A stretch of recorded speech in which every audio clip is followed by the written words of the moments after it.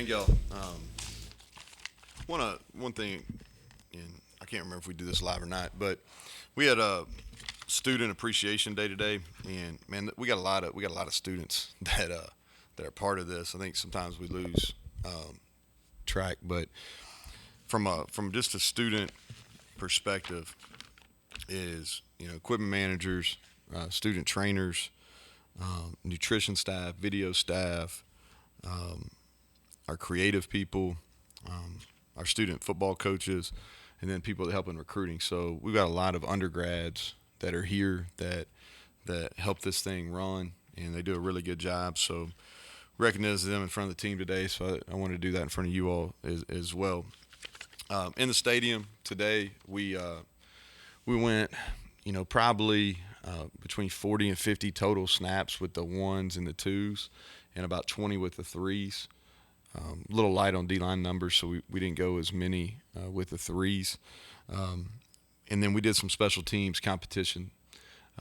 During the spring, we split them up into four special teams groups, and that's all the offensive skill and mids, defensive skill, defensive mids, and they're on four teams, and we do competitions throughout, and they earn points. And so we did that today in the stadium. We had a full Big 12 officiating crew here, so we got some really solid work with the competition and the punt. Ollie Straw is continuing to build off a really good freshman season, and then Leighton Bechtel, who is the backup punter, he's had a really strong spring, so I wanted to recognize him. And then Austin Brinkman, I think he's got a chance to be as good as anybody in the country long snapping.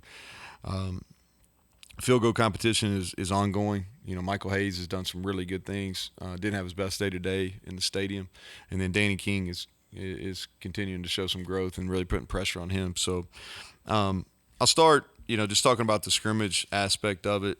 I'll start on defense, and Mike Lockhart and Hammond Russell, both those guys, we need them. They're probably as integral for us as anybody on either side as far as needing to make a jump this spring, and they have through 12 practices, 4 weeks.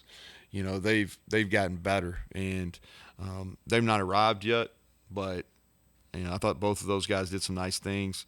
Bartlett had a couple sacks on third downs, one particular inside a 2-minute drill that really his team won. And then James Hurd, natural pass rusher, probably as natural pass rusher as we've recruited. He'll be a factor for us. He'll play in the fall. Linebacker, I think Lee Koba is probably maybe, I don't say it, he from where he was last spring to where he is this spring, he's made the most improvement. I think he's got a chance to be an all-league type player. Trey Lathan is a guy that played well today. Had a couple nice plays in short yardage. And then Jai Favaris is really grown into kind of one of those special teams core players and doing some nice things on defense. Defensive back-wise, I think Marcus Floyd had a nice day, had a couple good open field tackles, one on CJ in particular. Wilson Lamp made a couple nice plays on the ball, which is good. It's kind of time for him, and he had a nice day. Keyshawn Cobb, transfer, played as many snaps as we could get him today, and he'll be a factor. He'll be pushing for a starting job there in the secondary. And Lance Dixon quietly has had a nice spring. We're playing him on the out in space, kind of where he finished last year, and he's getting more accustomed to that, and he's growing is kind of on and off the field. So proud of what he's doing. Offensively, I'll start with the quarterbacks. I know that's y'all probably as much as anything y'all want to hear. Just talk about each of them individually. Garrett, I'll talk about him first. And we're just alternating these guys. So they went some with the ones and some with the twos. So as I talk about them, just know that could have been with the ones, could have been with the twos. But he had 3 explosive runs. One probably 60-plus yards, and then threw the deep ball very well today. 2 that are really fresh in my mind on go balls, and then made a couple of mistakes on third down. Got to have some situational awareness. Got to have some field awareness where he's at. Took a sack that he probably shouldn't have, but some explosive plays. And scrambled around and did some nice things too on some broken plays. Nico had 2 nice drives, and what I mean by that is he converted multiple third downs. And we forget, he's in his second spring. He's a redshirt freshman. He's right in the middle of this thing, but he's young. And today I thought he just made the simple decisions. I think a lot of times in football it's not getting yourself beat. And he didn't, on those 2 drives, especially early in practice, he just made good decisions. If it was a handoff, he handed it off, right? Third down completion, not taking sacks. Just did a nice job and showing some maturation there, which is good to see. I thought wideout, Jayshon Polk has had a nice week. And so he's been a little bit battling a leg injury, but he was healthy this week. And while we got him, got an opportunity to be a factor in the return game, and then get him the ball where he can make some explosive plays and he can run. And so he had a nice day. Devin Carter, I haven't talked about him in a little bit, but he's been really consistent.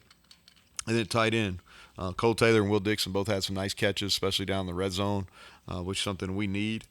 And then I thought all 4 of the running backs did some good stuff. CJ went full today. Had a couple, was really good in our short yardage period. I thought Tony Mathis may have had his best day of the spring, and then Jalen and Justin both had some nice runs, and Justin's getting really comfortable of reading some of our run plays. So all 4 of those guys had a nice day. We've got so Tuesday and Thursday we'll get after pretty good, and then we'll have some fun on Saturday for the spring game. So that's kind of rundown. Y'all ask questions, Greg. So I won't pound you on Jimmy Bell, but I got to ask a couple of questions. Fair. So first of all, what have you seen about him, and have you ever had a basketball player? Yeah, we've had. Yeah, we did. When I was coordinator at Troy, we had one. And so, I'm trying to keep expectations within reason, right? So the things that Jimmy has that are natural is, and I think there is some crossover between what he's asked to do in basketball and playing offensive line, okay, and playing some tight end. Pass pro is not, when they, people started playing the pick and roll game, he had to guard the guy out on the perimeter. That's not too much different than playing or pass proing. You got to keep a smaller guy in front of you. All right, so there's some crossover. Obviously, the biggest difference is we can use our hands in this game. And Coach Moore and I've heard him say it multiple times this week, hey, you're not fouling out. There ain't no foul outs in this game, right? So just him getting used to punching and the importance of ball get off. And so what I do like about him, he's extremely coachable. And Hug said he was, and he definitely is extremely coachable. He works hard. I think he's had an open mind on this. And I went into it with zero expectations, and what I told him is, hey, let's teach you, and he's played football. All right. So this isn't like, hey, we're rolling out there and playing football for the first time. He's played football. It's been since 16 or 17, last time he played. Played as a junior in high school. His last year he played. He got recruited some. He was also about 60 pounds heavier. But when he went to prep school out in Arizona, they didn't have football, and he just played basketball, and he's been playing since. So he has some knowledge of playing the game, but we went 2 weeks and just did fundamentals, just kind of get him, and we did some cardio things because it's different. And then this week, Tuesday, Thursday, Saturday, he's practiced, and we're going to do the same next Tuesday, Thursday, Saturday, and give us some time to regroup and see if it's something that we think can work or he thinks that he wants to make happen, and I just try to keep expectations in reason. It's a really tough transition, but he's attacked it. And so he went today, probably, I don't have it in front of him, but I'm betting he probably went 25 plays live within an 11-on-11 period and did some pass protection and some inside drill as well. And he's getting better. Like, you can see, like, considerable growth since Tuesday. Who's the guy at Troy position and was any good? Yeah, I'm not going to answer any of that. Okay, that tells us. Never mind. You mentioned Lee Koba. This one looks better. Yeah. I'll say that. Lee Coba, you mentioned most improved. What specifically is? Yeah, he's body control. He's controlling his body. He's, being comfortable in the scheme is so important too, and he feels very confident. But his body control, he has less wasted movement. He's a box linebacker, and he's not running himself out of plays. He's reading his keys better. I think he's just more comfortable. He's playing with more confidence. With him now, the backup situation a little bit more in question with Josiah's injury. So, what's the depth look like at that position? Yeah, I feel pretty good about that, Greg. Really, we got Trey Lathan is there. You got Caden Beiser, who has grown into where he can play. We y'all didn't ask about him much, but we stole some snaps with him last year, playing in there, and so I feel like we're going to be fine from a depth perspective. We played him too much last year, and that was out of necessity. He had to play almost every snap. You'd like for him to play about 2/3 of the snap, and I think that will help him. Can Ben Cutter play there too? Ben can. Yeah, we're playing him at will right now, but he definitely can play there. Yeah, he definitely can play there. Really trying to cross train right now, Keenan, all those guys. Just using the spring and we probably hadn't done as good a job of that in the past, but we're being intentional about it right now. It's just double training, but where they know Mike and Will both. You've talked all spring about running backs as catching the ball. Can you categorize the four elements to what your level skills are?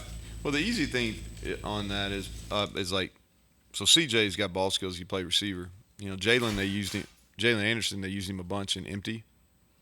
So he caught the ball a lot in high school. And Jalen's got a basketball background. He played basketball. I think that's really good for hand-eye coordination. And he was an above-average basketball player. So very seldom do you ever see a basketball player that's above average that struggles catching the ball, right?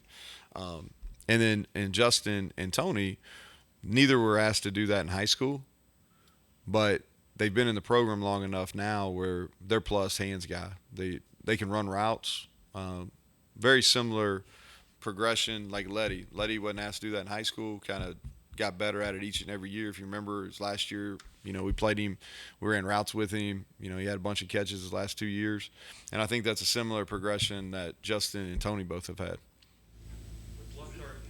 Would it be possible to think that you might have more running back catches than wide receiver catches? Yeah, I wouldn't go that far.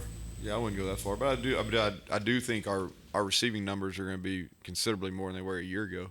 Yeah, I do. But receivers will still have more. I'm hoping, our tight end numbers are going to be up as well. Lockhart and Russell, what specifically do they need to be able to do? For them, they've got both of them have that ability, right? And so it starts with ability. They both have it. They both worked hard on their conditioning, which was a factor. Pad leverage. Both of them are tall, but they have the ability to play low. It's just having to do it repeatedly, right? Which goes back to that conditioning piece. But both are talented. They use their hands well, and they're doing a better job versus double teams. A lot of what we ask them to do is take some heat off the linebackers, and they're understanding their job, right? Your job not all the time to make the play. It's so somebody else can make the play, right? And I think they're having a better understanding of that. You came into the spring realizing you had to add some pieces if possible at certain positions. Any positions now you feel like maybe you don't have to, or maybe some that have popped up that, I have to add here? Yeah, I think O-line wise, and I don't mean we won't add, but like today, Sullivan Weedman, Sully had a really good day, so I feel good about him going in, probably similar to where Tomas was about this time a year ago. So I feel better about him. Dylan Ray's had a nice spring. I think he's getting to a point where he can be a factor. Nick Malone continues to come on. So, offensive line-wise, I think I feel better about our depth now than I did at the start. Linebacker, which we already talked about, is another position where I think those guys, coming into it. And I'm not saying we won't add anybody, but, I'm more and more comfortable with what we have. The same spots that I said. We need probably one more wide out. We need at least a D lineman, and we've seen kind of what we're doing at corner. Pleased with how the O-line has functioned without Frazier this spring? Well, we've kind of so Milo missed some time. Doug's missed a little bit of time because he was sick, and then Frazier has not been out there. I think you try to find the silver lining in all of it. So the silver lining with Frazier, first of all, is Doug Nestor his leadership ability is really grown, and he's kind of been pushed, and Wyatt Milam's been pushed out of his shell a little bit where he's having to speak more. So I think those are long-term really, really good things. And what it does is it forces you as a coach when you've had some guys out. Like Brandon Yates has had a great spring. He's played all inside, and, man, he's done a really good job. I'm really excited for him and what the fall looks like for him. But as a coach, like with Wyatt missed on Tuesday and Thursday. Well, that causes you to, it forces you to, for guys to get reps versus the best players we got. And so in the long run, that helps, right? And so because those guys have missed some time, we've had to put our younger guys out there versus the ones, and I'm probably more comfortable now than maybe even I assumed we would be at the start. So good's come out of a bad, I Yeah, guess. it has. Yeah, I think so. Yeah. It seems like every time we talk to a defensive player, they're really confident about the group despite what was lost and Yeah. what's going on. Are you comfortable with what you've seen throughout the spring in terms of what you wanted to see throughout the spring and the whole going back to basics plan? And is there even a possibility that despite losing Dante and others, that this group, with even who may come in through the portal, could even maybe have an athletic edge because they're a little smaller in some Yeah. positions? But Well, we better be better. You know what I mean? Like the bar's pretty low for that too. So we better be better than we were a year ago. where's your satisfaction level, I guess? Yeah. So here's the thing. Like if you're looking at it, it's hard to look at it from the whole perspective to the end, right? So we're faster on defense. Fundamentally, we are better. In tackling today, we tackled better in that stadium. Definitely improved over where we were 2 weeks ago, first time we went really live. Some of those questions I'm not going to be able to answer you until we go and play games, right? I'm very confident that we're going to be better than we were a year ago. Will we miss Dante? Yes. Dante's a great player. He's going to get drafted. Like we are definitely going to miss him. But do I think we'll be better as a defense overall? Absolutely. I have full confidence in that. I think fundamentally, first of all, our pad level's better, where our angles and our strain to get to the ball is better. We're doing a better job of shedding blocks, which is very, very important, something that we were below average at last year. So, I think we're progressing. I'm not saying we've arrived, but we're progressing. What's your thought of your cornerback situation? Yeah, so, I think if you look at it, Montre, he's had some ups and downs. He can run.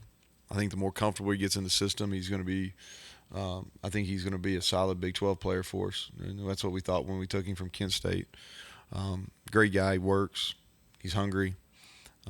Lamp and Spells are both growing. I think that those are the two guys that we really need to make a move. And there's been some ups and some downs in the spring, but I think those guys are going to be guys we can count on to play. Malachi continues. Malachi Ruffin played good football for us at the end of the year. He made the one really boneheaded play that went viral against Oklahoma State, but he also made two hell of a plays at the end of the Oklahoma State game too. And he really played pretty solid football. And so he's always going to be kind of a steady guy out there. And we've added a player. And we may even add another one, maybe not at corner, but in the secondary, may add another one. You mentioned Jared Bartlett. How has he come along with consistency? You feel like he's at the point now where he's playing some of his best football? He's playing the run better. He's playing the run better. I think he has less wasted movement. He had a good winter. He's put on some weight. I can't remember when I think he talked to y'all at some point, but he's put on some good weight. When I say wasted movement, less false steps. He's using his hands better. He's setting up some of our movement stuff that we do with him. He's setting it up better, a little more patient, which comes with maturity. I'm pleased with where he is. Like, he and Lee Koba made some real solid gains. What's the format of the spring game going to be like? I don't know yet. I ain't got there. I'm gonna work on that tomorrow. I was actually going to ask you that. I'm sure you've seen some coaches have changed up their format this year. Yeah. For the spring games, some are going offense, defense, just straight, not doing drafts anymore. What are your thoughts? I guess I So, give it away now. But No, like it's open. That's how I left the staff meeting this morning before we went to position meetings. I said, okay, so like y'all have one day when we come back together on Monday morning. Like, I want all your ideas for spring game. Something's kind of intriguing. Yeah. Here's the thing that's changed about spring games, that they're all TV. They're on TV. And so everybody has access to them. So everybody that we play at the early part of the year, first thing they're going to do is pull out what we did in the spring game. And so from a coaching perspective, like, you always got to think about that. All right. And then what I always think about a spring game is, okay, if I was coming to watch a spring game, like, what would I want to see? Well, I want to see some type of competition, right? We're going to do some things that are interactive, with some kids and things like that, because I think that adds to it. And then some real football. Now we're not going to go out there and play 4 quarters of real football, but so we're and y'all, if y'all got any good ideas, tell Monty too. Maybe we can use y'all's ideas, because Cancel it, right? Huh? Some coaches cancel this. You're not going to cancel. no, we're not canceling it, but I do understand why they do. Coaches in general are paranoid, so like they get paranoid about the TV deal, like, which I do understand. What I do think, I think it's good. You just think about it, like, if you're a family and you come to a spring game, all right, well, you're going to get, let's say that you don't get to come to games during the fall for whatever reason. You get really good seats, and there's a good chance you might have some chance to interact with players. And so I think there's definitely a place for them. I'm more on I want them to be fun. I look at them as, we got 14 practices as coaches, and they get that one so we'll try to make it fun. Do you ever think of it in the mindset as an opposing coach? Like, for example, Pitt's doing a offense, defense type of thing this year. You play them early in the year. Obviously, they're going to have to play games by that point. But do you ever think, like, I'm going to get more by watching that than if they did it the old way? Like, There's something to that, mate. Something to that. Yep, there's something to that. You get a couple fullbacks. You've not always used that in the Yeah. past. What were your thoughts? Can you use fullbacks this Yep. year? What are your thought of what you got? Yeah, so getting big soccer updates here. So if you look at me, yeah, we're down in Charleston playing soccer. So we, those kids we're getting them reps, and we played with a fullback all the time at Troy, because we really struggled to recruit tight ends there and at that level. So we used the fullback a lot. We've got 2, Luke Hamilton, who's a natural fullback, and then Colin McBee he's just a football player from right here in town. Like, he's a good football player. He can block, and we're trying to get him bigger where he can be a fullback, but we still handed him the ball a good bit. And I really believe, I don't know about this fall, but at some point he's going to be somebody that plays for us. But Luke and Colin are both playing that fullback role. And I do think, how big a role, to be determined, but I think both those guys can do some things to help us. Cortez Bram and maybe some of the other receivers. You seen any movement? Cortez made 2 nice. I should have included him, really. He made 2 nice plays today. He's probably a leading receiver in the scrimmage, John. So I'm glad you asked about him. I'm pleased. I went into this spring thinking, we're trying to put our receivers in some pressure situations. Obviously, it's a whole new room, which in old days would freak you out. In today's world, kind of just is what it is. But Devin Carter, after watching him work in the winter, I knew kind of what he was going to be, and I think he's got a chance to even improve on what he was at NC State. And then Cortez, I feel really good exiting as we go into our last week about some of the things he's done. And then we need Jeremiah Aaron, Jay Sean Polk, Preston's been really solid again. Hudson Clements had a nice spring. So we just need some of those guys. Jarrell Williams, we need some of those guys to keep coming. Okay, anything else? Neal, going back to what Bob was asking you earlier about the running back catching the ball, is there a split that you like to hit, I guess, between wide receiver catches, tight end catches, running back catches? Like, is there a split that kind of, I guess if you hit that, you've been successful, kind of? Yeah, so the way we look at it is you got basically 5 eligibles all the time. And so you want, not necessarily from a touch, but you like for them to be somewhat distributed, right? And where we haven't got as much production out of the tight end position as we'd like to. And so that's what we got to pick up. And then from a running back perspective, I thought Letty, we got him involved in the pass game. And we fell off that a little bit last year, and we need to get, we got guys that have multiple skill sets, and so they're good with the ball in their hands. So we really worked on that this spring. So I do think the running backs and the tight ends both will be more of a factor, but try to distribute it between the 5. Okay, thanks, Coach. All right, thank you all.